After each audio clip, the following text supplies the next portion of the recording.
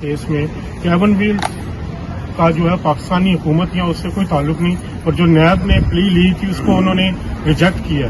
تو آپ کے خلاف جو 4 سال 5 سال جو پاناما کے حوالے سے کرتے رہے، تو آج اس پہ جو آپ کی ایک فتح ہی کہیں گے، اب آپ اس پہ کیا رد عمل آپ؟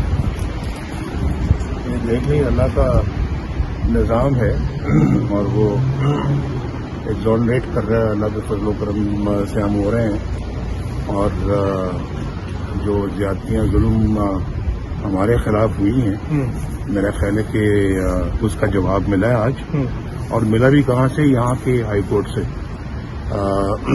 تو یعنی اتنا ہمیں ہمارے پیچھے یعنی کہ ہاؤنڈ کیا انہوں نے، اور جو نا وہ پتہ چلانے کے لیے کہ جی کیا ہے ہمارے پاس، اور اللہ کے فضل و کرم سے یعنی کچھ بھی نہیں نکلا، اور الٹا لینے کے دینے پڑ گئے.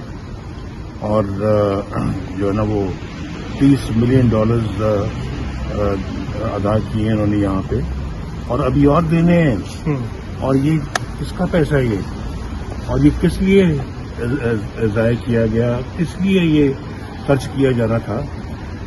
صرف اس لیے کہ بھی پتہ کرنے کے لیے کہ نواز شریف کے خلاف کیا ہے یا اور کچھ پاکستانی ان کے خلاف کیا ہے. تو